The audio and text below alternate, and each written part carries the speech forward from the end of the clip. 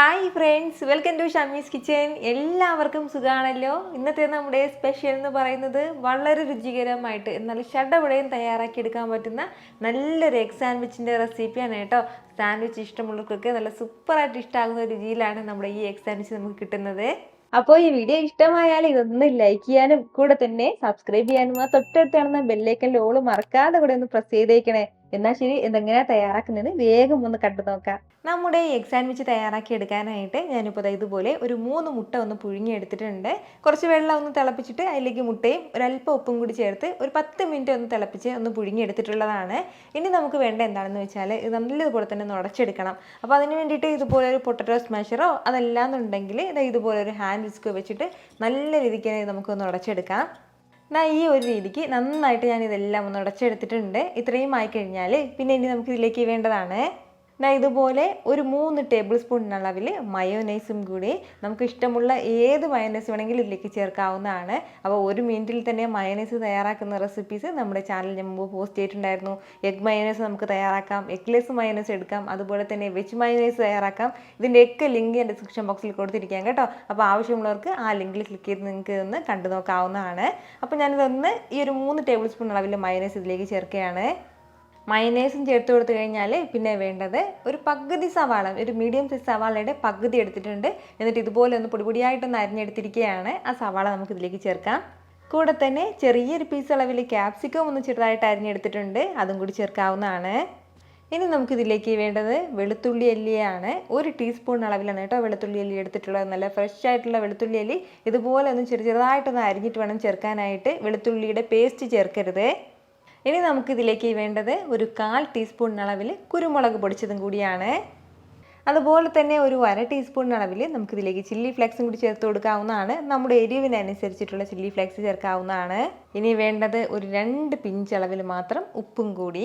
അപ്പോൾ നമ്മളിതിലേക്ക് ഉപ്പ് ചേർക്കുമ്പോൾ വളരെ കുറച്ച് ചേർത്ത് കൊടുത്താൽ മതിയാവും. കാരണം നമ്മുടെ മയോനൈസിൽ ഉപ്പുള്ളതാണ്. അപ്പോൾ അതിൻ്റെ പേരിൽ വളരെ കുറഞ്ഞ അളവിൽ ഉപ്പ് ചേർത്തിട്ട് നല്ല രീതിക്ക് തന്നെ ഇതെല്ലാം കൂടി ഒന്ന് യോജിപ്പിച്ചെടുക്കാം. വളരെ പെട്ടെന്ന് ഒരു 5 മിനിറ്റിൽ തയ്യാറാക്കി എടുക്കാൻ പറ്റുന്ന ഒരു സാൻഡ്വിച്ച് റെസിപ്പിയാണ് കേട്ടോ ഇത്. കൂടി നമ്മുടെ ആ മുട്ട ഒന്ന് വേവിച്ചെടുക്കേണ്ട ആ ഒരു സമയം മാത്രമേ ഇതിലാകുന്നുള്ളൂ. ഈ ഒരു രീതിക്ക് നന്നായിട്ട് ഞാനിതൊന്ന് മിക്സ് ചെയ്ത് യോജിപ്പിച്ചെടുത്തിട്ടുണ്ട്. വളരെ ക്രീമി ആയിട്ടുള്ള ഫില്ലിംഗ് ആണ് കേട്ടോ നമുക്ക് കിട്ടിയിട്ടുള്ളത്. അപ്പോൾ ഇത്രയും ആയിക്കഴിഞ്ഞാൽ ഇനി നമുക്ക് വേഗം തന്നെ ഇതൊന്ന് സെറ്റ് ചെയ്തെടുക്കാവുന്നതാണ്.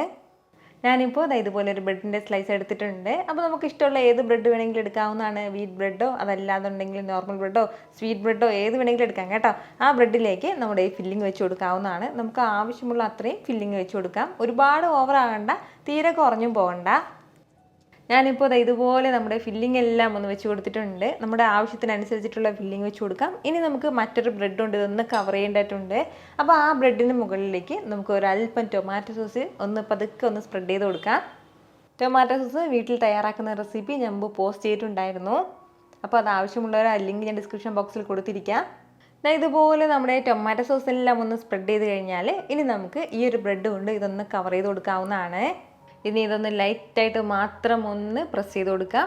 ഇനി നമുക്ക് ഒന്ന് ടോസ്റ്റ് ചെയ്തും കൂടി എടുക്കേണ്ടതായിട്ടുണ്ട്.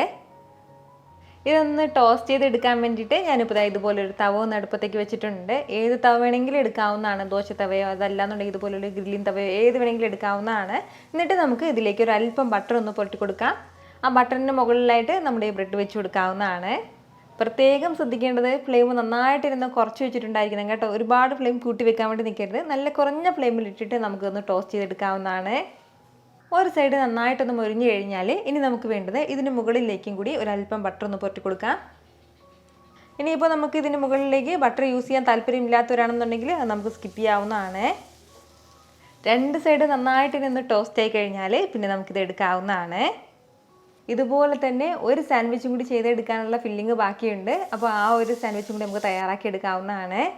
അപ്പോൾ നമ്മുടെ 2 സാൻഡ്വിച്ച് ഞാൻ ഇതുപോലെ ഒന്ന് തയ്യാറാക്കി എടുത്തിട്ടുണ്ട്. അകം നല്ല ജ്യൂസിയും പുറം ഭാഗം ഒരു ലൈറ്റായിട്ടുള്ള ക്രിസ്പിനെസ്സും ഒക്കെ ആയിട്ട് നല്ല സൂപ്പർ ടേസ്റ്റി ആയിട്ടാണ് കേട്ടോ നമ്മുടെ ഈ സാൻഡ്വിച്ച് നമുക്ക് കിട്ടുന്നത്. ഇതുവരെ ഇതുപോലൊരു സാൻഡ്വിച്ച് കഴിച്ചിട്ടില്ലാത്തവർ മസ്റ്റായിട്ട് ഇതുപോലെ ഒന്ന് ട്രൈ ചെയ്ത് നോക്കണം. എന്നിട്ട് നിങ്ങളുടെ ഫീഡ്ബാക്ക് എനിക്കൊന്ന് മറക്കാതെ അറിയിക്കുകയും വേണം കേട്ടോ. കാരണം നിങ്ങളുടെ ഫീഡ്ബാക്ക് കാണുമ്പോഴായിരിക്കും അത് മറ്റുള്ളവർക്കും തയ്യാറാക്കി നോക്കണം എന്നുള്ളൊരു പ്രചോദനം ഉണ്ടാകുന്നത്. എത്ര എളുപ്പത്തിലും രുചികരമായിട്ടാണല്ലേ നമ്മൾ തയ്യാറാക്കി എടുത്തിട്ടുള്ളത്. അപ്പൊ ഇത് ഇഷ്ടമായാൽ ഇതൊന്ന് ലൈക്ക് ചെയ്യാനും കൂടെ തന്നെ നിങ്ങളുടെ ഫ്രണ്ട്സിനും ഫാമിലിക്കും എല്ലാവർക്കും ഇതൊന്ന് ഷെയർ കൂടി ചെയ്ത് കൊടുത്തേക്കണം. ഇതുപോലുള്ള റെസിപ്പിക്ക് വേണ്ടിയിട്ട് നമ്മുടെ ഷാമീസ് കിച്ചൻ ചാനൽ ഫോളോ ചെയ്യാനും സബ്സ്ക്രൈബ് ചെയ്യാനൊന്നും ആരും മറക്കരുത്. വീണ്ടും നല്ലൊരു ഉഷാറ് വീഡിയോ ആയിട്ട് നാളെ കാണാം. അതുവരേക്ക് എല്ലാവരും ഹാപ്പി ആയിട്ടിരിക്കുക, സന്തോഷമായിട്ടിരിക്കുക, എല്ലാവരും സേഫ് ആയിട്ടിരിക്കണം. Take care friends. ടാറ്റാ.